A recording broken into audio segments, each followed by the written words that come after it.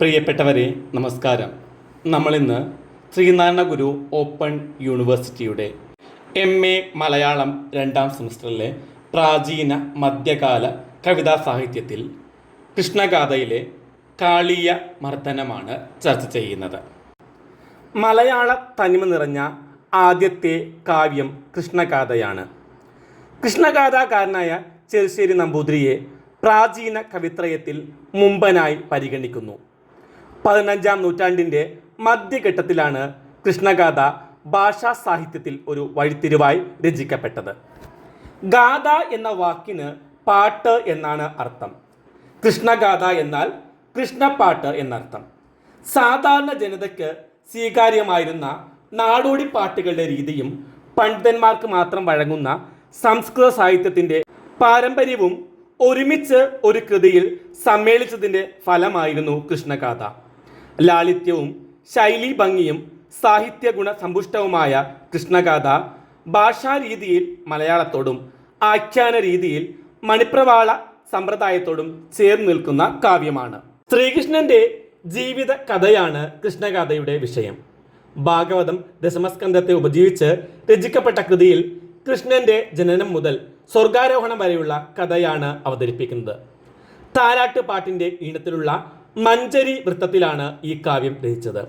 47 ഭാഗങ്ങളായി അവതരിപ്പിച്ചിരിക്കുന്ന കാവ്യത്തിൽ 17,818 വരികളാണുള്ളത്.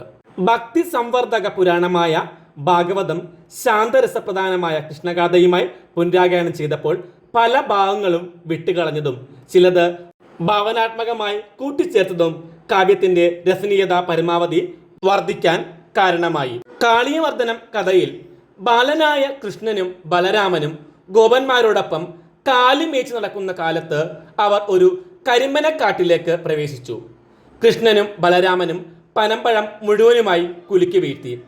എല്ലാവരും അത് കഴിച്ചുകൊണ്ടിരിക്കെ ധേനുകൻ എന്ന കഴുതരൂപമുള്ള അസുരൻ കടന്നു വരികയും കൃഷ്ണ ബലരാമന്മാരോട് ഏറ്റുമുട്ടുകയും ചെയ്തു.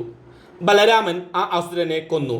ആ അസുരന്റെ കിങ്കരന്മാർ വീണ്ടും വന്ന് കൃഷ്ണ ബലരാമന്മാരോട് എതിർത്തുവെങ്കിലും യുദ്ധത്തിനൊടുവിൽ രാമകൃഷ്ണന്മാർ കൂട്ടത്തെ മുഴുവനായും വധിച്ചു. അതിനുശേഷം ധാരാളം പനമ്പഴം അവർ എല്ലാവർക്കുമായി പങ്കിട്ടു. അങ്ങനെ ഉല്ലാസകരമായി കഴിഞ്ഞു പോയതിനിടയ്ക്കാണ് മറ്റൊരു സംഭവം ഉണ്ടാകുന്നത്. കാളിന്തി നദിയുടെ തീരത്ത് പശുക്കളെ മേച്ചുകൊണ്ടിരിക്കുന്ന ചൂടുകൊണ്ട് ദാഹിച്ചു വലഞ്ഞ പശുക്കളും ഗോപന്മാരും കാളിന്തിയിൽ ചെന്ന് വെള്ളം കുടിച്ചു. സർപ്പരാജാവായ കാളിയന്റെ വിഷം കൊണ്ട് അതിരൂക്ഷവും അഗ്നിക്ക് സമാനവുമായ കാളിന്തിയിലെ ജലം. അത് കുടിച്ച ഉടനെ തന്നെ ഗോപന്മാരും പശുക്കളും കരയിൽ മരിച്ചു വീണു. ഇത് കണ്ട കൃഷ്ണൻ അമ്പരന്നു. ജീവനറ്റ് പാവകണക്കെ കിടക്കുന്ന തൻ്റെ കൂട്ടുകാരെയും ഗോക്കളെയും കണ്ട് ദുഃഖിതനായി നിന്നെങ്കിലും ഊർജം വീണ്ടെടുത്ത് തൻ്റെ മിഴികൾ കൊണ്ട് വീണുകിടക്കുന്നവരെയെല്ലാം കുളിർക്കെ നോക്കുന്ന കൃഷ്ണൻ അമൃത് തളിക്കുന്നത് പോലെയുള്ള നോട്ടത്താൽ ബാലന്മാരെയും ഗോക്കളെയും ജീവിപ്പിച്ചു. ഒരു ആലസ്യത്തിൽ നിന്നെന്നത് പോലെ അവരെല്ലാം ഉണർന്നു വരുന്നു. ഇതിനുശേഷമാണ് കാളിയൻ എന്ന വിസ്തർപ്പത്തെ ഒരു പാഠം പഠിപ്പിക്കണം എന്നും ഓടിച്ചു വിടണമെന്നും കൃഷ്ണൻ തീരുമാനിക്കുന്നു. ഇല്ലെങ്കിൽ ഇനിയും ഇതുപോലുള്ള അപകടങ്ങൾ ഉണ്ടാകും. കാളിയന്റെ വിഷമേറ്റ് ആളുകളും സകല ജീവജാലങ്ങളും മരിച്ചു വീഴും. അതില്ലാതിരിക്കണമെങ്കിൽ ഇവനെ ഓടിച്ചു വിടേണ്ടതാണ്. കാളിയന്റെ അഹങ്കാരത്തെ ശമിപ്പിക്കാൻ കൃഷ്ണനല്ലാതെ മറ്റാർക്കുമാവില്ല. ഈ ഭാഗത്ത് ഓർത്തിരിക്കേണ്ട പ്രധാനപ്പെട്ട 2 വരികളാണ്. പീയൂഷം കൊണ്ടു തളിച്ചു തളിച്ചു നിന്നായാസം പോക്കിനാൻ മെല്ലെ മെല്ലെ. ഇവിടെ നിമിഷ നേരം കൊണ്ട് ദുഃഖത്തിൽ നിന്നും തിരിച്ചു വരുന്ന കൃഷ്ണൻ തൻ്റെ മിഴികൾ കൊണ്ട് ബാലകന്മാരെയും കാലികളെയും ആർദ്രമായി നോക്കിയെന്നാണ്.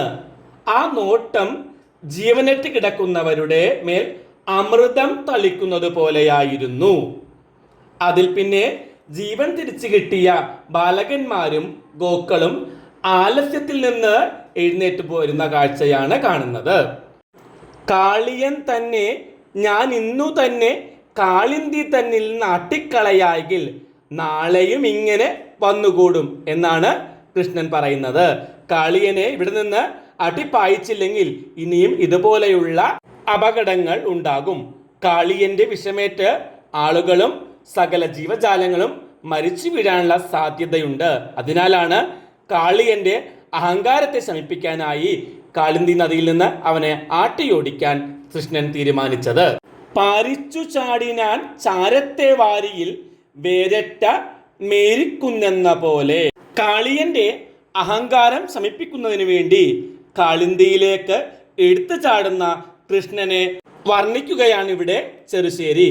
കാളിയന്റെ വിഷമേറ്റ വെള്ളം കുടിച്ച് ബോധരഹിതരായി കിടന്ന കൂട്ടുകാരെയും കാലികളെയുമെല്ലാം കൃഷ്ണൻ ജീവിപ്പിച്ചു. ഇനി ഇത്തരത്തിലുള്ള ദുരന്തങ്ങൾ ഉണ്ടാകാതിരിക്കാൻ കാളിയനെ ഇല്ലാതാക്കുകയോ നാട് കടത്തുകയോ വേണം. ഇത് മനസ്സിൽ കരുതിക്കൊണ്ടാണ് കൃഷ്ണൻ നീലക്കടമ്പിൻ മുകളിലേക്ക് കയറുന്നു. അതിന് മുകളിൽ നിന്ന് കാളിന്തിയിലേക്ക് ചാടുന്ന കൃഷ്ണനെയാണ് കവി ഇവിടെ വർണ്ണിക്കുന്നത്. മഹാമേരു പർവ്വതം വേരിട്ട് താഴേക്ക് പതിക്കുന്ന പോലെ കൃഷ്ണൻ നീലക്കടമ്പിൻ മുകളിൽ നിന്ന് കാളിന്തിയിലേക്ക് എടുത്തു ചാടി. മഹാമേരു പർവ്വതം വേരിട്ട് താഴേക്ക് പതിക്കുന്നത് പോലെയാണ് ശ്രീകൃഷ്ണൻ കാളിന്തിയിലേക്ക് എടുത്തു ചാടുന്നത്. ഈ ചാട്ടം കാളിന്തിയേക്കാൾ കാളിയനെ ഇളക്കി മറിച്ചിട്ടുണ്ടാവണം. വെള്ളത്തിനടിയിൽ എവിടെയോ കിടക്കുന്ന കാളിയനെ കൃഷ്ണന്റെ സാന്നിധ്യം അറിയിക്കണമെങ്കിൽ കാളിന്തിയെ ഇളക്കി മറിക്കേണ്ടതുണ്ട്. അതുകൊണ്ട് തന്നെയാണ് കൃഷ്ണന്റെ ചാട്ടത്തെ മഹാമേരു പർവ്വതം വാരിട്ട് പതിക്കുന്നത് പോലെയെന്ന് കൽപ്പിക്കുന്നത്. കൃഷ്ണന്റെ ചാട്ടം കാളിയനെയും പൈതങ്ങളെയും ഞെട്ടിക്കുന്നു. ആരാണ് തന്റെ സാമ്രാജ്യത്തിൽ ചാവുന്നതിനായി കടന്നു വന്നിരിക്കുന്നത് എന്ന് വലിയ കോപത്തോടുകൂടി കാളിയൻ ചോദിക്കുകയാണ്. ഭീകരനായ കാളിയൻ കോപകുലൻ കൂടിയായാലുണ്ടാകുന്ന ഭീകരതയാണ് പിന്നീട് കാളിന്തിയിൽ ഉണ്ടാകുന്നത്. ആ ഭീകരതയ്ക്ക് മുകളിലേക്കാണ് കൃഷ്ണൻ കയറുന്നതും നൃത്തം ചെയ്യുന്നതും. അകലെയായി കാളിന്തിയിൽ നീന്തിക്കളിക്കുന്ന കൃഷ്ണനെ കാളിയൻ കാണുന്നു. ചന്ദ്രനെ കണ്ട രാഹുവിനെ പോലെയാണ് ആ കാഴ്ച കവി വർണ്ണിക്കുന്നത്. കൃഷ്ണനെ കാളിയൻ കൊത്തുകയും മർമ്മങ്ങളിൽ വരിഞ്ഞ് മുറുക്കുകയും കൊല്ലാനായി ശ്രമിക്കുന്നതായും കാഴ്ചക്കാർക്ക് തോന്നി. എന്നാൽ കൃഷ്ണനും കാളിന്തിയും തമ്മിലുള്ള പുതിയൊരു സംഘടനമാണ് കരക്ക് നിൽക്കുന്നവർ പിന്നീട് കണ്ടത്. കാളിയന്റെ ശിരസിൽ കയറി നിന്ന് നൃത്തം ചെയ്യുന്ന കൃഷ്ണനെയും അവർ കാണുന്നു. ഈ രംഗമെല്ലാം വർണ്ണനകൾ കൊണ്ട് സമ്പുഷ്ടമാക്കുകയാണ് ചെറുശ്ശേരി. ഇങ്ങനെ നോക്കുമ്പോൾ കൃഷ്ണഗാഥ മുഴുവൻ വർണ്ണനകളുടെ തെളിനീരൊഴുക്കിൽ സമ്പന്നമാണ്. കൃഷ്ണൻ കാളിയമർദ്ദനത്തിൽ ഏർപ്പെടുന്ന നേരത്ത് കൃഷ്ണനെ കാണാതെ യശോദ ആകെ പരിഭ്രാന്തിയിലായി. കായ്കൾ പറിക്കാൻ മരത്തിൽ കയറിയപ്പോൾ അതിൽ നിന്നെങ്ങാനും വീണുപോയോ എന്നും അതോ കാട്ടിൽ വഴിതെറ്റിപ്പോയോ എന്നും യശോദ സംശയിക്കുകയാണ്. പുലി പിടിച്ചതാണോ എന്ന് പോലും യശോദ ആശങ്കപ്പെടുന്നുണ്ട്. ഒപ്പം ഒരമ്മയുടെ ഹൃദയവേദനകൾ അവിടെ പങ്കുവെക്കുകയാണ്. പൂതനയുടെ തോഴിമാർ വൈരാഗ്യബുദ്ധിയിൽ കണ്ണനെ വല്ലതും ഉപദ്രവിച്ചിരിക്കുമോ അതോ കാളിന്തി തീരത്ത് കളിക്കുന്ന നേരത്ത് കാളിയൻ കടിച്ചോ എന്നിങ്ങനെ വ്യാകുലപ്പെടുന്ന നേരത്ത് ദുർനിമിത്തങ്ങൾ പലതിങ്ങനെ വന്നുകൂടി. അങ്ങനെ ഭയചകിതരായ അവർ കൃഷ്ണന്റെയും കൂട്ടരുടെയും കാൽപ്പാടുകൾ കണ്ടെത്തുന്നു. കാനനത്തിലെത്തിയപ്പോൾ അമ്പാടി പൈതൽ കാളിയന്റെ മസ്തകത്തിൽ നിന്ന് നൃത്തം ചെയ്യുന്ന കാഴ്ചയാണ് യശോദ കാണുന്നത്. ദേവന്മാർ ആകാശത്ത് നിന്ന് ഈ കാഴ്ച സസന്തോഷം കാണുന്നു. അങ്ങനെ വീരനായിരുന്ന കാളിയൻ ക്ഷീണിതനാവുകയും വായിൽ നിന്ന് ചോര ചൊരിഞ്ഞു തുടങ്ങുകയും ചെയ്തു. അങ്ങനെ കാളിയന്റെ ദുർമതം ഒഴിക്കുകയാണ് ഇവിടെ. കാളിയന്റെ അഹങ്കാരം ശമിപ്പിക്കുന്നതോടെ കാളിയന്റെ ഭാര്യമാരും കുട്ടികളും കൃഷ്ണനിൽ അഭയം പ്രാപിക്കുന്നു. ഗരുഡനിൽ നിന്നുള്ള ഉപദ്രവത്തെ ഭയന്നിട്ടാണ് കാളിയൻ കാളിന്തിയിൽ കഴിയുന്നതെന്നും അവർ പറയുന്നു. തൻ്റെ പാദം കൊണ്ട് അങ്കിതമായ നിന്നെ ഇനി ഗരുഡൻ ഉപദ്രവിക്കില്ല എന്നും ഉടനെ ചെന്ന് കാണണമെന്നും കാളിയനോട് കൃഷ്ണൻ പറയുന്നു. അങ്ങനെ കാളിയൻ കാളിന്തി ഒഴിയുന്ന നേരത്ത് കൃഷ്ണനെ അന്വേഷിച്ചെത്തിയ യശോദയും കൂട്ടരും കൃഷ്ണനെ വാരിപ്പുണരുകയും ഓമനിക്കുകയും ചെയ്യുന്നു. ഈ നേരത്ത് കൂരിരുട്ട് മൂടുകയും രാത്രി ആയതിനാൽ അവർ കാളിന്തി തീരത്ത് തങ്ങുകയും ചെയ്യുന്നു. അങ്ങനെ മയങ്ങുന്ന നേരത്ത് അപ്രതീക്ഷിതമായി കാട്ടുതീ ഉണ്ടാകുന്നു. ഗോപന്മാരുടെ നിലവിളി കേട്ട വിശ്വങ്ങളുള്ളിൽ ധരിച്ചവനായ ശ്രീകൃഷ്ണൻ ആയ സ്ത്രീകൾ വെണ്ണ കഴിക്കുന്നത് പോലെ അഗ്നി ഭുജിക്കുകയും അവരെ രക്ഷിക്കുകയും ചെയ്യുന്നു. പുതിയ പ്രഭാതത്തിൽ കാർ വന്നതിനോടൊപ്പം എല്ലാവരും തിരികെ യാത്രയാകുന്നു. താരാട്ടുമട്ടിൽ നീട്ടിപ്പാടാവുന്ന രീതിയിലാണ് കൃഷ്ണഗാഥ ചെറുശ്ശേരി രചിച്ചിട്ടുള്ളത്. കൃഷ്ണഗാഥയിലെ ഗാനാത്മകത്വമാണ് കൃഷ്ണഗാഥയെ ഹൃദയഹാരിയാക്കുന്നത്. കേരള തനിമയുടെ സൗന്ദര്യവും ശാലീനതയും ഓജസ്സും കൃഷ്ണഗാഥയുടെ ചൈതന്യമാണ്. കഠിന സംസ്കൃത പദങ്ങൾ ഉപേക്ഷിച്ചും സാധാരണ വ്യവഹാരത്തിലുള്ള സംസ്കൃത പദങ്ങളെല്ലാം യഥാസ്ഥാനങ്ങൾ ഉപയോഗിച്ചും എല്ലാത്തരം സഹൃദയർക്കും രുചിക്കുന്ന കവന ശൈലിയാണ് ചെറുശ്ശേരി സ്വീകരിച്ചത്. നമ്പൂതിരിമാർ ഉപയോഗിച്ച ഭാഷാമിത്രം മലയാളമായി പരിണമിച്ചതിൻ്റെ ആനുകാലിക രൂപമാണ് കൃഷ്ണഗാഥയെന്ന് ശ്രീ ഇളംകുളവും മറ്റും അഭിപ്രായപ്പെടുന്നു. കൃഷ്ണഗാഥയിൽ നിരവധി അലങ്കാരങ്ങൾ നമുക്ക് കാണാൻ കഴിയും. ഉപമ, ഉൽപ്രേക്ഷ, രൂപകം, അർത്ഥാന്തരന്യാസം തുടങ്ങിയ അലങ്കാരങ്ങൾ നിർലോഭം പ്രയോഗിച്ചിട്ടുണ്ട്. ശൃംഗാരവും ഭക്തിയും കാവ്യത്തിലുണ്ടെങ്കിലും ഫലിത പരിഹാസത്തിന് മുൻതൂക്കം.